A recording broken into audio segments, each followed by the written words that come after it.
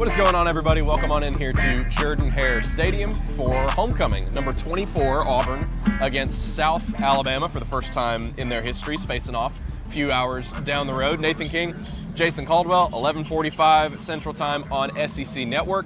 Jason, this is a game that is going to be a good bit different than last weekend. Obviously, South Alabama is still a G5 team, but pretty quality football team, a team that took Tulane to the wire on the road last week. This will not be the same type of game as Ball State last weekend, where Auburn will be able to just go out, run whatever they want, work on stuff. They're going to need to run their stuff and execute and be able to do it for probably a few quarters in order to fend off a good South Alabama team. Yeah, first of all, South Alabama is much more talented than Ball State, especially in terms of skill position guys.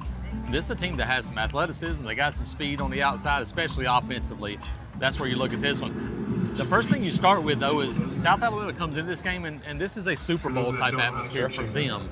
It's just, and it's not a shot at South Alabama. That's just natural. When you get an opportunity to have one of these games against an in-state school, it's going to be really important to you, because this is how you set a tone. So they're going to come in, and Auburn has to match energy early, because that's going to be the thing. I think energy is going to be fine in here. A lot of white already in here.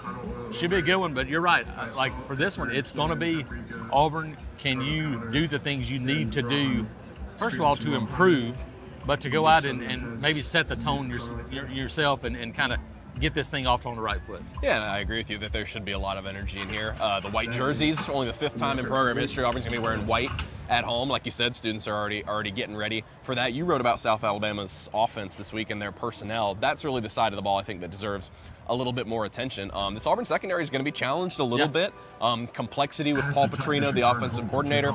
Major Applewhite is obviously historically a very good offensive coach, and so they've got a quality quarterback. They've got a seventh-year senior receiver, correct, who is quite a good playmaker. Absolutely. And so there's going to be some pre-snap motion, some things to try to confuse Auburn's defense. This is not just going to be a walk in the park for DJ Durkin's unit. They're going to need to go out there and have their keys set and execute. Yeah, the interesting thing about South Alabama is they're explosive, they're dynamic, and they've scored some points, but it's really all quarterback, all one running back, and all one wide receiver. Boyson is 15 catches for them. The next highest reception total on this team is 5, and it's a tight end.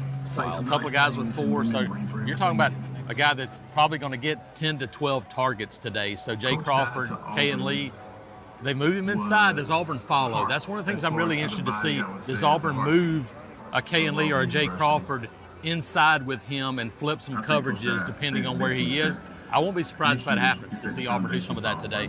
But I think you look and go, first of all, can you stop the run game and make them one-dimensional? That's always a key. Auburn's done a good job of that so far this season. That'll be the story again today. On the flip side, you and I talked about it on the roundtable this week. Auburn should theoretically be able to run the ball pretty well against the South Alabama front, but the question is more so who is going to be doing the running. Jeremiah Cobb, we expect to be the starter.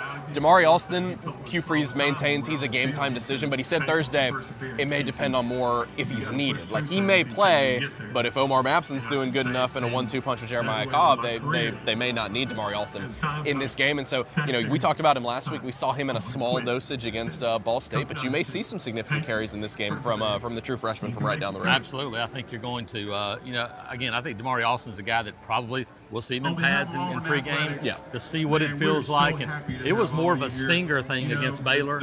So you look at it and go, it's not a structural issue, it's more nerve. I think if you're Auburn, you would love to go, hey, we don't need you today.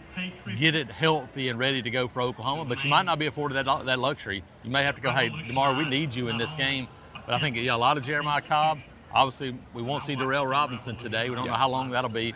Omar Mapson, maybe Justin Jones. We might see him some today, too. More of it's about the offensive line. If you can go out, and this is not a big South Alabama front in terms of size. They don't play a bunch of guys either. The biggest player they have is former Auburn signee Steven Johnson from right down the road. He's the biggest guy they have in the middle on defense. But, they're 250, 270 at those end tackle spots in a 3-4 group. So I would expect South Alabama to be completely opposite of what Auburn's seen this year. I think they're going to blitz and attack and try to make Auburn make some plays in the passing game. The other question mark I have about the offense is, how does their mindset change on fourth down play calling maybe in a 4-down type situation. Hugh Freeze told us on Thursday, Connor Gibbs, the Southern Miss transfer, will now get the nod on long field goals. Obviously, Towns Magoo has had some struggles, had that minor injury. Last week, Alex McPherson will still get it from closer yardage. So it'll be interesting to see whether you need him in a game like this. I think at the end of the day, though, it'll be interesting for somebody like Connor Gibbs, because regardless of what happens today, in the next few weeks, you're probably going to need him on some long field goals. So how does their play calling change? How do maybe they approach 4th downs a little bit differently in this game? Yeah, I agree. I think that's one of the things. Do you prepare for it? I think once you get inside the 40 today, you have to start consciously thinking about on 3rd downs, how much are you able to get to where it's 4th and manageable, 4th and short, and go for it a few times to start to get that mindset a little bit, because I do think that's something you'll probably do more of down the road. But sooner or later, I think you want to try one at some point if you get the opportunity today, just to go, hey, try to make one and build a little confidence. But you're right, I do think somewhere down the line, a decision is going to have to be made. Okay, do you feel really good about it? Or, okay, we're going to start making more 4th down decisions. Yeah, you maybe try one today. Not a bunch of wind, nice sunny day. Maybe you have a decent lead at some point in this game. So, yeah, it might be a good opportunity to trot Connor Gibbs out there. Jason, as always, a big recruiting weekend. Anytime Auburn gets a home game, and that's no different today. Obviously, they're looking forward to SEC opponents in the future, but for homecoming, still have a number of important visitors on campus. Yeah, look, and it's kind of an in-between weekend for Auburn. You have the big first one last weekend. You got a couple of weeks on the road, and obviously you point a lot towards Georgia and some of these games down the road. So today, it's about some younger guys. You do have, Wilson Zaire expected to be on campus, Auburn commitment, the younger brother of Killian Zaire, offensive tackle that is having a strong senior season, really coming on from up in Raven Gap. So that's one of the guys you look at going, hey, getting that big offensive lineman back on campus is really important. The biggest player, literally and figuratively, is Jamarcus Pittman. 6'7", 350 defensive tackle from up in Memphis, committed to Ole Miss already. This is a top 50 player in the country in 2027.